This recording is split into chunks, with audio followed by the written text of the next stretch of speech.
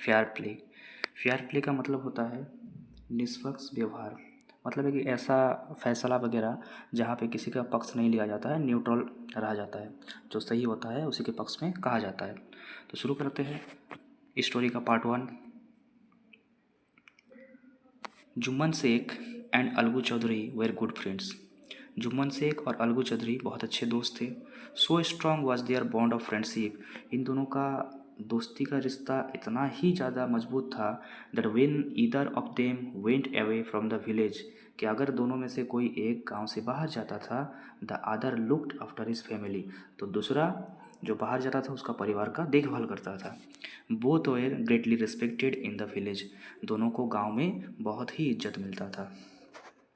Jumman had an old aunt. Jumman की एक बूढ़ी चाची थी। हु हैड सम प्रॉपर्टी, जिनके पास थोड़ा प्रॉपर्टी भी था। This she transfer to him, जो उन्होंने जुम्मन के नाम पे ट्रांसफ़र कर दिया था। ऑन द अंडरस्टैंडिंग, एक ही सोच लेके, that she would stay with him, कि वो जुम्मन के पास रहेगी and he would look after him, और जुम्मन उनका देखभाल करेगा। The arrangement worked well for a couple of years. लगभग 2 साल तक सब कुछ ठीक ठाक रहा। मतलब अंडरस्टैंडिंग के मुताबिक सब कुछ ठीक ठाक रहा, जैसे बना था कि चाची उनका सब प्रॉपर्टी भतीजे के नाम कर देंगे और जुम्मन उनका देखभाल करेंगे। तो 2 साल तक सब कुछ ठीक ठाक चल रहा था। Then the situation changed. उसके बाद हालात चेंज हो गया। Jumman and his family were tired of the old relative. अभी जुम्मन और उनकी पत्नी इस बूढ़ी बुजुर्ग औरत से, मतलब चाची से तंग आ चुके थे। Jumman became as indifferent to her as his wife. Jumman और उसकी वाइफ दोनों ही इनके ऊपर इंटरेस्ट खो चुके थे। Who grudged even the little food that the old lady wanted every day. वो बूढ़ी औरत जितना खाना मांगती थी उससे भी कम खाना मिलता था, और वो भी जुम्मन के वाइफ बहुत ही डिस्टर्ब होके उनको देते थे। ग्रज्ड मतलब आप लोग देख सकते हैं राइट साइड पे जो बॉक्स है, गेव अनविलिंगली, मतलब थोड़ा सा भी खाना देने का इच्छा जुम्मन के वाइफ में नहीं था। सी swallowed this insult along with her food for a few months. कुछ महीने तक चाची ने सब कोई अपमान खाने के साथ हजम कर लिया। But patience has its limits, लेकिन जो धैर्य होता है उसका भी तो एक लिमिट होता है। One day she spoke to Jumman. एक दिन उन्होंने जुम्मन से बात किया। माई सन, मेरे बेटे, इट इज़ नाउ ऑब्वियस, अब तो यह साफ हो गया है, that I am not wanted in your house, कि मुझे तुम्हारे परिवार में कोई ज़रूरत नहीं है। काइंडली गिव मी ए मंथली अलाउंस, कृपया करके मुझे 1 महीने का खर्चा दे दो। मंथली अलाउंस मतलब 1 महीने का जो खर्चा होता है वो दे दो। So that I can set up A separate kitchen, ताकि मैं अपने लिए एक अलग सा किचन बना सकूँ। My wife knows best how to run the house. मेरी पत्नी अच्छे से जानती है कैसे एक परिवार को, एक घर को चलाना होता है। बी पेशेंट, धैर्य रखो, सेठ जुम्मन सेमलेसली। जुम्मन ने एक बेशरम इंसान के जैसे चाची को जवाब दिया था। दिस मेड हिज अर्न वेरी एंग्री। इससे उसकी चाची बहुत ज़्यादा गुस्सा हो गई थी। And she decided to take her case, और उन्होंने तय किया था कि इस मामले को वो लेके जाएंगे टू द विलेज पंचायत, गांव के पंचायत के पास।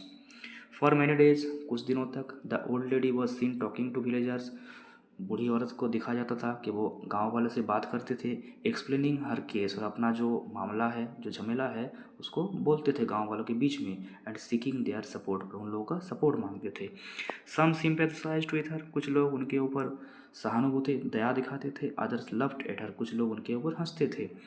ए फ्यू अदर्स एडवाइज्ड हर, जबकि कुछ बाकी लोग सलाह भी देते थे to make it up with her nephew and his wife, कि तुम अपने भतीजे और उसके पत्नी के साथ एक मेकअप कर लो, मतलब कुछ एक जो होता है ना न्यूट्रल टाइप का कुछ कर लो। At last she came to Alagu Chaudhary. अंत में वो अलगू चौधरी के पास जाते हैं एंड स्पोक टू हिम, और उनसे भी बात करते हैं। यू नो चाची, Jumman is my best friend.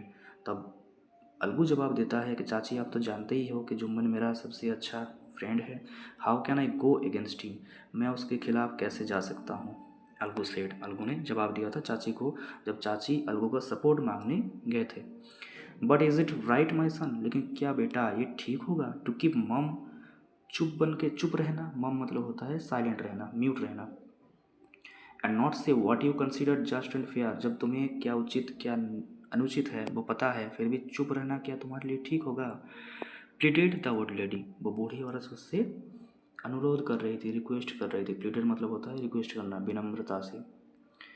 Come to the panchayat and speak the truth she said. और भी चाची ने अलगू को कहा कि बेटा तुम पंचायत में आओ और सब कुछ साफ साफ बता दो। अलगू डिडेंट रिप्लाई, लेकिन अलगू ने कुछ भी जवाब नहीं दिया था।